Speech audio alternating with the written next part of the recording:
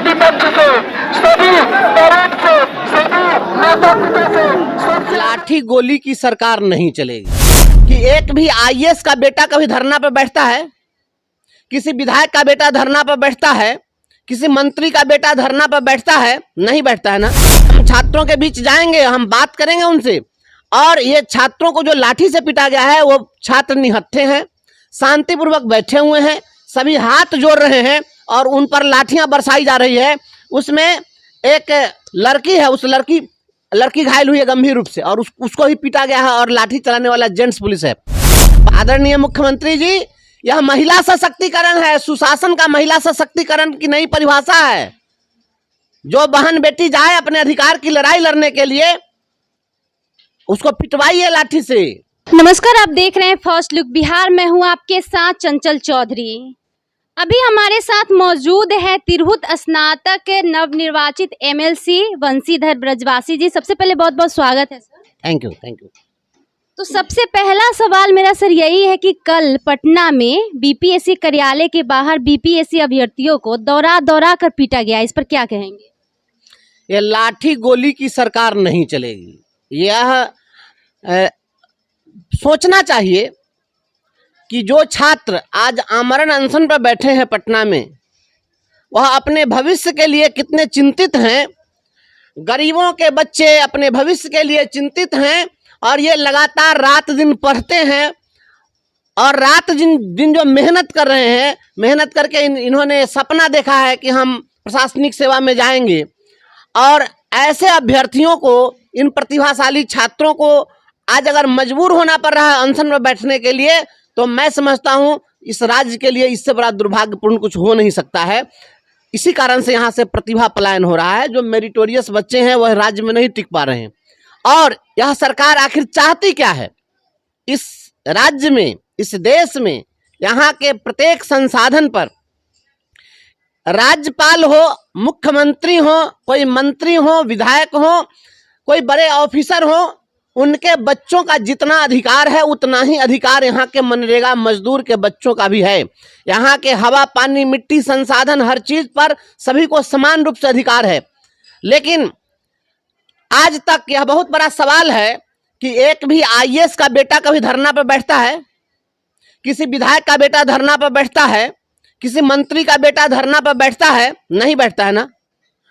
और वे बच्चे अगर बैठते तब इनको पता होता कि नहीं, नौजवानों का दर्द क्या है, गरीब के बेटों का दर्द क्या है, गरीब के बेटियों का दर्द क्या है। यह इसलिए हो रहा है क्योंकि सामान्य परिवार के बच्चे जो होते हैं वह अपने मेरिट के बल पर, उनके पास दूसरा कोई आधार नहीं है, कोई संसाधन नहीं है जिससे वह अपने लक्ष्य को प्राप्त कर सके। वह अपने प्रतिभा के बल पर मुकाम हासिल करना चाहते हैं। आप उनको लाठी से पीटेंगे? और लाठी चलाने वाले, हमने वीडियो फुटेज को देखा है। हम छात्रों के बीच जाएंगे, हम बात करेंगे उनसे। और ये छात्रों को जो लाठी से पीटा गया है वो छात्र निहत्थे हैं, शांतिपूर्वक बैठे हुए हैं, सभी हाथ जोड़ रहे हैं और उन पर लाठियां बरसाई जा रही है। उसमें एक लड़की है, उस लड़की घायल हुई है गंभीर रूप से और उसको ही पीटा गया है और लाठी चलाने वाला जेंट्स पुलिस है। पहले ऐसे जो पुलिस वाले इस तरीके से किए हैं, इन पुलिस वालों पर पहले कार्रवाई होनी चाहिए। आखिर लाठीचार्ज किस परिस्थिति में, बल प्रयोग किस परिस्थिति में? क्या आपके लॉ एंड ऑर्डर को ये बिगाड़ रहे थे? सबसे पहले ऐसे पुलिस कर्मियों पर सख्त कार्रवाई हो। इस चीज के लिए मैं छात्रों के साथ बैठूंगा। इन पर मुकदमा दर्ज होना चाहिए।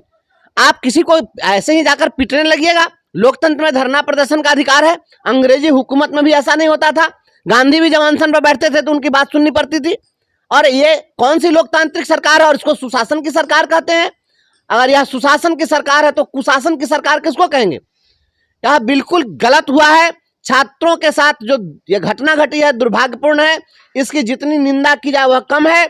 और बिहार सरकार को मैं चेतावनी देता हूं कि इस प्रकार के आप पुलिसिया हथकंडे को अपना करके छात्रों, नौजवानों के अधिकारों को आप कुचल नहीं सकते हैं। इसके खिलाफ हम लोग मुकम्मल संघर्ष करेंगे।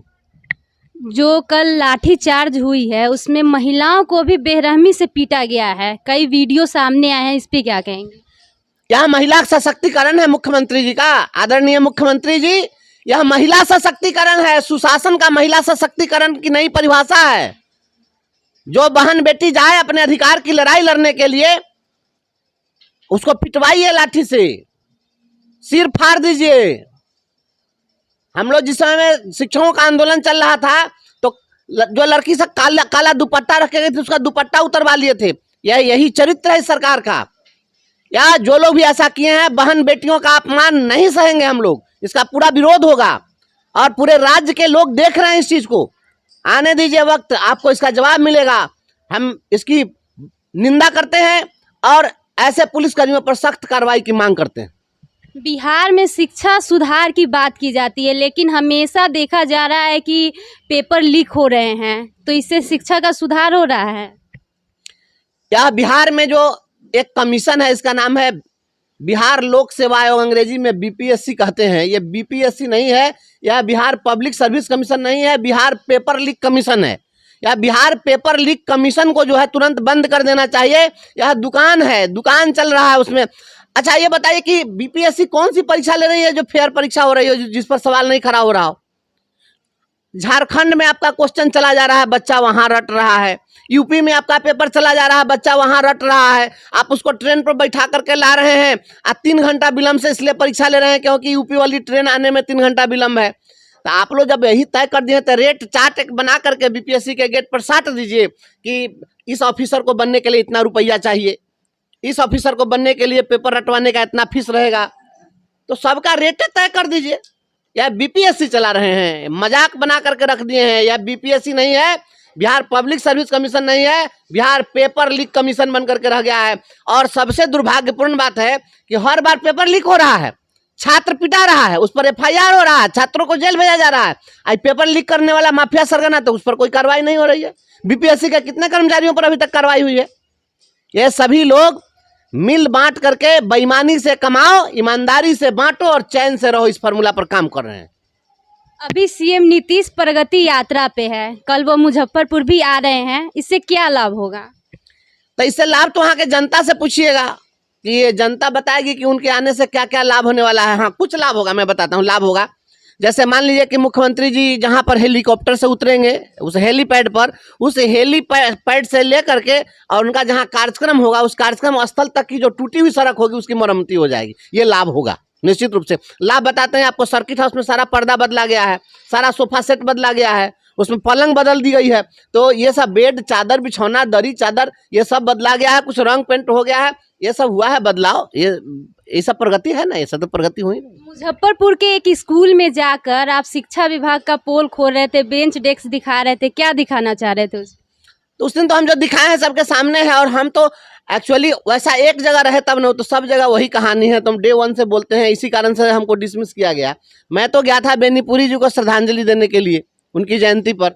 राम वृक्ष बेनीपुरी जी मुजफ्फरपुर के सपूत थे और उनको कलम का जादूगर कहा जाता है। और उनके गांव की स्थिति जब मैं देखा तो मुझे बहुत गुस्सा आ गया कि अगर जब बात चलेगी साहित्य की तो राम वृक्ष बेनीपुरी को माइनस करके हिंदी साहित्य में कोई बात करेगा?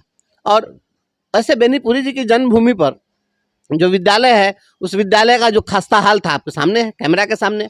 और बिहार में सुशासन की सरकार चल रही है, तो सुशासन की सरकार में तो अच्छा जो चीज़ है बताना पड़ेगा ना, इसलिए हम सब दिखा रहे हैं। अभी दिखाएंगे, अभी हम शपथ लेकर आते हैं तो आपको दिखाएंगे, एक से एक नमूना आपको दिखाएंगे सुशासन का, बहुत बढ़िया बने। तो आपको जीते हुए कम से कम 13-14 दिन हो गए, तो शपथ ग्रहण कब होने वाला है? कल है, कल 1 बजे शपथ ग्रहण है। कहाँ पर? सभापति जी के कक्ष में, विधान परिषद में शपथ ग्रहण होना है। जी सर, बहुत बहुत धन्यवाद।